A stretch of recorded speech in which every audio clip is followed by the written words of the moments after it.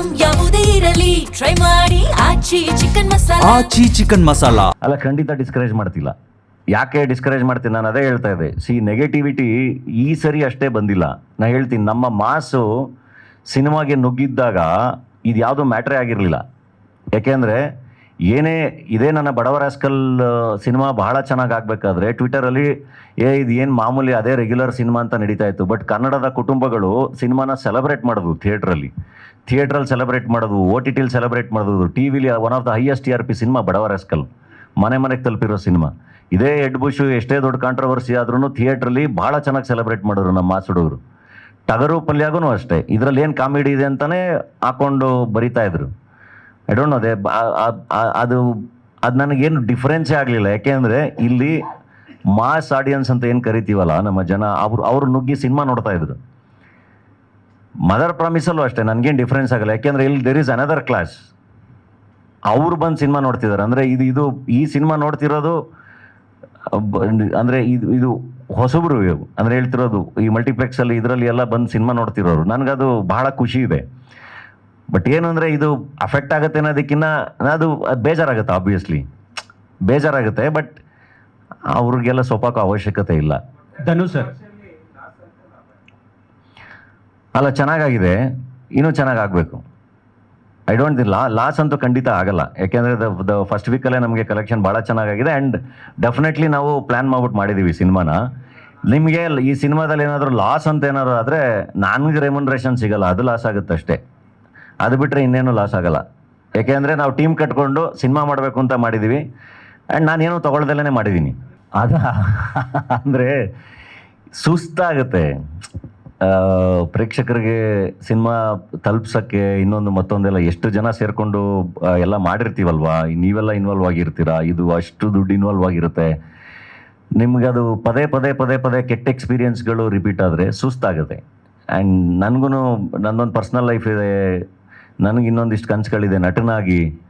So ಅದ್ರ ಕಡೆಗೆ ನಾನು ಫೋಕಸ್ ಮಾಡಬೇಕಲ್ವ. ನಾನು ಎಲ್ಲೋ ಒಂದು ಕಡೆ ಸೆಲ್ಫಿಶ್ ಆಗಿ ನನ್ನ ಕಡೆಗೆ ನಾನು ನೋಡ್ಕೋಬೇಕಲ್ಲ.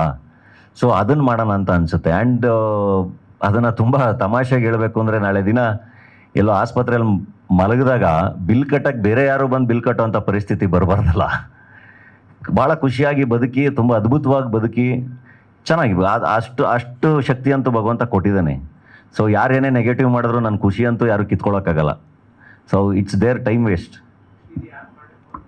ಅದು ಗೊತ್ತಿಲ್ಲ. And I don't care also. ಅದು ಯಾರು ಮಾಡಿರಲಿ, ಏನಾದ್ರು ಮಾಡ್ಕೊಳ್ಳಿ, ಅದರಿಂದ ಏನಾಗಲ್ಲ. ಅಂದರೆ ಅವರ ಮನಸ್ಥಿತಿಗಳು ಹಾಳಾಗುತ್ತೆ ಬಿಟ್ಟರೆ ನಮ್ಗೆ ಯಾರಿಗೂ ಏನೂ ಡಿಫ್ರೆನ್ಸ್ ಆಗಲ್ಲ. ನಾವು ಭಾಳ ಎಂಜಾಯ್ ಮಾಡ್ತೀವಿ. ಅಲ್ಲ, ರಿವ್ಯೂ ಕೊಡೋರನ್ನ ಹೆಂಗೆ ಸ್ಟಾಪ್ ಮಾಡಿಸ್ಬೋದು? I don't know. ಹೆಂಗೆ ಮಾಡ್ಸೋಕ್ಕಾಗುತ್ತೆ? ಈಗ ಎಲ್ಲರದ್ದು ಅವ್ರವ್ರದ್ದೇ ಮೊಬೈಲ್ ಇರುತ್ತೆ, ಅವ್ರವ್ರದ್ದೇ ಚಾನಲ್ ಇರುತ್ತೆ, ಅವ್ರವ್ರದ್ದೇ ಪೇಜ್ಗಳಿರುತ್ತೆ. ಈಗ ಯಾವುದೋ ಒಂದು ನೋಡಿದೆ, ಈಗ ರೆಗ್ಯುಲರಾಗಿ ರಿವ್ಯೂ ಮಾಡೋರು ಬೇರೆ,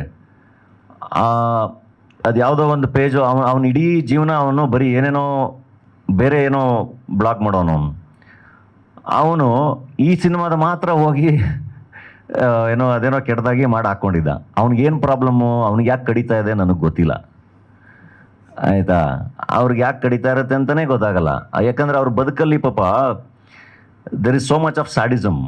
ಅವ್ರ ಬದುಕಲ್ಲಿ ಖುಷಿ ಪಡೋಕ್ಕೆ ಅಂಶಗಳೇ ಇರಲ್ಲ. ಅಷ್ಟು ದ್ವೇಷ, ಅಷ್ಟೊಂದು ಏನು ತುಂಬ್ಕೊಂಡಿರುತ್ತೆ ಅಂದರೆ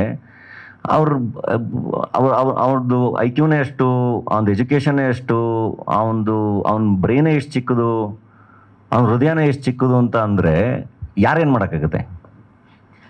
ರಿವ್ಯೂಸ್ ಆರ್ ಡಿಫ್ರೆಂಟ್.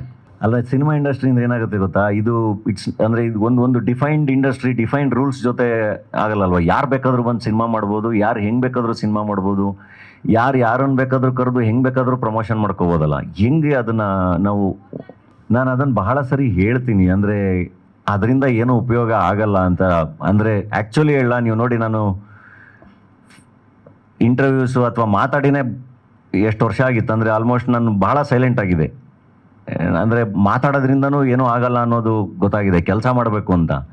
ಸೊ ಹಾಗೆ ನಿರಂತರವಾಗಿ ಬರೀ ಕೆಲಸ ಮಾಡ್ತಾ ಇದ್ವಿ ಅಷ್ಟೇ. ಮದರ್ ಪ್ರಾಮಿಸ್ ಇರಲಿ, ಹೆಗ್ಗಣ ಮುದ್ದು ಇರಲಿ, ಅಥವಾ ನಾನು ಆ್ಯಕ್ಟರ್ ಆಗಿ ಅಣ್ಣ ಫ್ರಮ್ ಅಂದರೆ ಬರೀ ಕೆಲಸ ಮಾಡ್ತಾ ಇದ್ದೆ ಬಿಟ್ಟರೆ ಮಾತುಗೂ ನಾನು ಯಾರಿಗೂ ಸಿಕ್ಕಿರಲಿಲ್ಲ. ಆ್ಯಂಡ್ ಮಾತಾಡೋದ್ರಿಂದ ಏನೋ ಪ್ರಯೋಜನ ಇಲ್ಲ ಅಂತಲೇ ಸುಮ್ಮನಿದ್ದು. ಬಟ್ ಇವತ್ತೂ ಅಷ್ಟೇ ಬಂದಿದ್ದ ಕಾರಣ ಇದೊಂದು ಒಳ್ಳೆ ಸಿನಿಮಾ, ಸಖತ್ತಾಗಿ ಸಿನಿಮಾ ಮಾಡಿದ್ದಾರೆ ಡೈರೆಕ್ಟ್ರು, ಇದು ಟೀಮ್ ಎಲ್ಲರೂ ಭಾಳ ಚೆನ್ನಾಗಿ ಮಾಡಿದ್ದಾರೆ.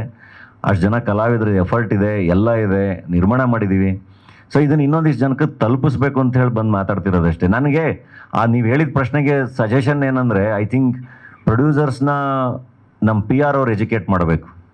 ಇದು ಬೇಡ, ಇದು ಹಿಂಗೆ ಬೇಡ, ಇದು ಇಷ್ಟೇ ಬೇಕು, ಇದು ಬೇಕು ಅಂತ